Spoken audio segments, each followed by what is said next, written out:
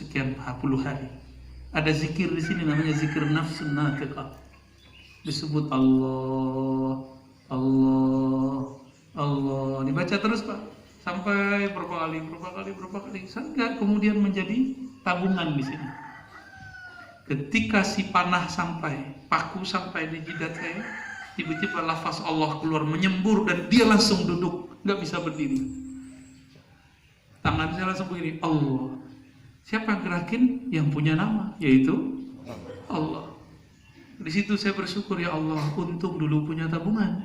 Coba kalau nggak punya tabungan. Maka hati-hati, ahli ruqyah harus punya tabungan. Bukan karena pengen jadi praktisi ruqyah, tapi supaya dijaga Allah dari azab dunia dan akhirat. Ya? Amin, amin. Itu zikirnya, tahlil berapa? Nah, ada tekniknya nanti kita ajarin. Biar nanti kena bagian sininya.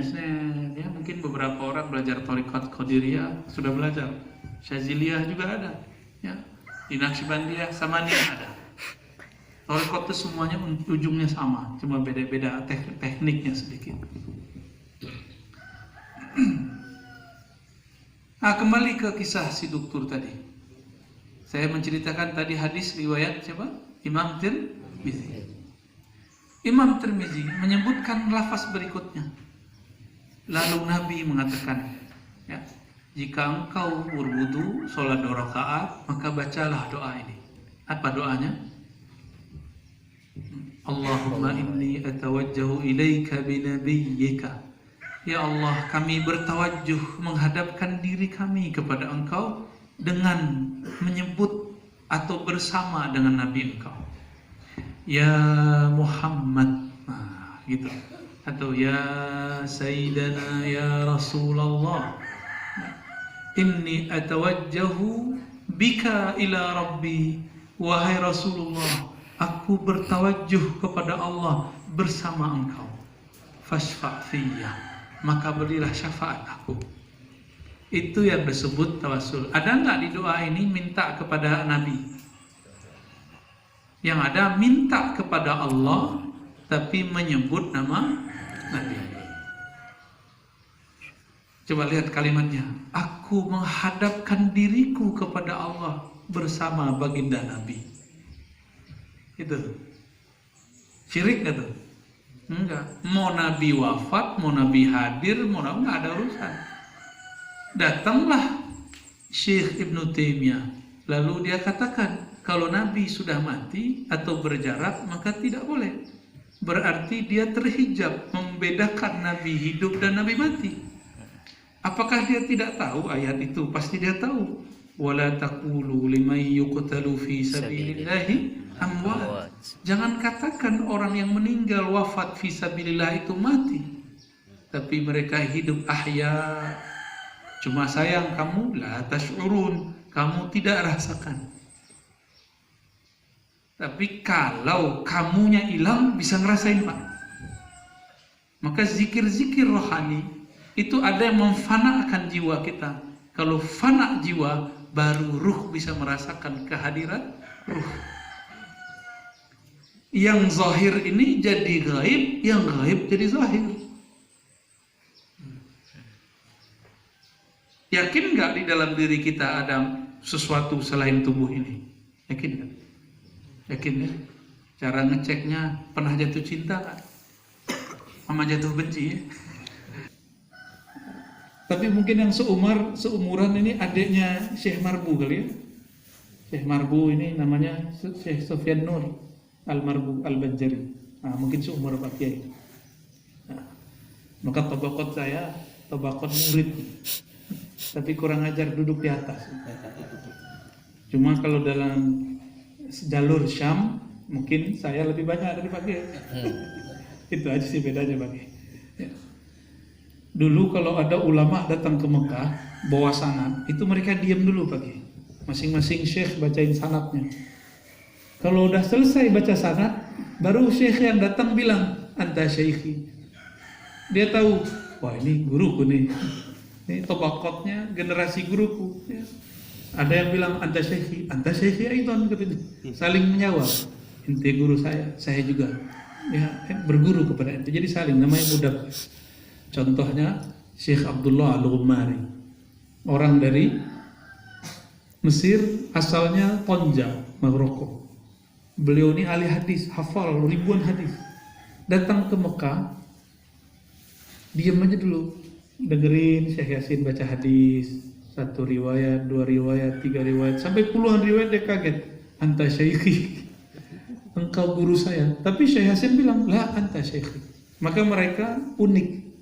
Syekh Yasin menulis salah satu gurunya Sidi Abdullah Ghumari, tapi Sidi Abdullah juga nulis salah satu guru saya adalah Syekh Yasin Al-Fadani. Indahnya orang berguru, gak ada saingan-saingan, enak ya.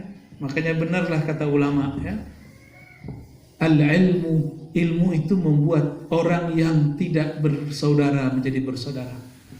Maka al-isnad nasabul ulama atau ansabul ulama al-fuqaha. Sanad berguru itu adalah nasab para ulama. Nasab itu. Ini alhamdulillah. Jadi kalau bisa next time ke depan di sana al-atiyah, di sini ada ijazahan khusus. Jadi kiai-kiai kita diundang nih yang punya sanad, termasuk Raisul Ma'adnya, mengijazahkan murid kitab-kitab yang diajarkan. Tenang Pak Kiai, sanadnya sudah saya tuliskan, tinggal nanti dipakai. Ya, kan dulu pernah dapat ijazah, nah sekarang sanadnya sudah sama saya, tinggal nanti dikatakan ajastukum ya, insya Allah. Kita hidupkan ilmu itu supaya orang nggak ngaku-ngaku ahli sunnah tapi nggak punya sanad, ya. Ngaku Habib tapi nggak punya nasab, sama kan? Kembali ke hadis tadi. Hadis itu tidak menyebutkan hidup atau mati, jauh ataupun dekat, hadir ataupun gaib. Tapi Syekh Ibnu Taimiyah mengatakan itu khusus untuk Nabi yang masih hadir. Kalau sudah tidak hadir, tidak boleh. Tapi Ibnu Taimiyah memberikan tambahan khusus. Boleh tawassul dengan cinta kepada Nabi, iman kepada Nabi, bukan cinta, karena iman kepada Nabi. Jadi at-tawassalu bin nabi, atau kita baca ya Rabbi bil Mustafa balligh maqasidana. Bil Mustafa diartikan bi imanina bil Mustafa. Dengan iman kami kepada Nabi Muhammad sallallahu alaihi wasallam, maka sampaikan maksud kami. Kata Ibnu Taimiyah, Imam Salafiyah jalur yang ono Pak ya, bukan Salafiyah jalur Syafi'iyah. Itu boleh bertawassul dengan syarat karena iman kepada Nabi sallallahu alaihi dan taat kepada Allah dan Rasulullah.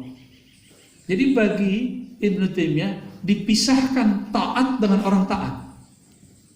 Tapi bisa nggak Pak bayangin sholat tapi nggak ada orang yang sholatnya?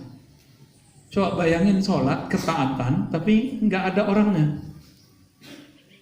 Ibnu Taimiyah bilang boleh bertawassul dengan sholat, tapi tidak boleh bertawassul dengan orang soleh. Gimana?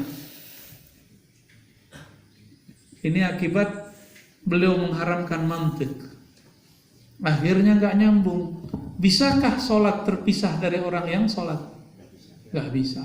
Coba bayangin sekarang sholat dipisahin dari orang yang sholat, bisa nggak? Pasti terbayang sholat orang sujud, orang ruku.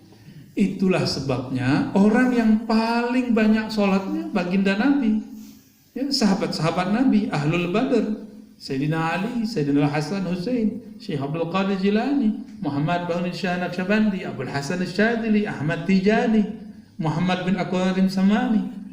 Mereka paling banyak sholatnya. Maka sebut mereka bertawassul dengan sholat, cinta, semuanya itu. Iman kepada Rasulullah Sallallahu Alaihi Wasallam.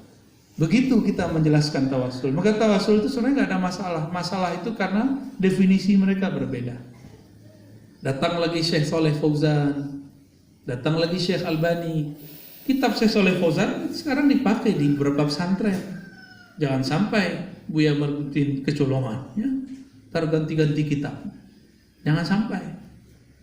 Ini beberapa pesantren udah pakai. Sedih kita. Kita kasih tahu malah dibilang, dari dulu udah begitu, kan bohong. Kan dulu nggak pakai kitab itu.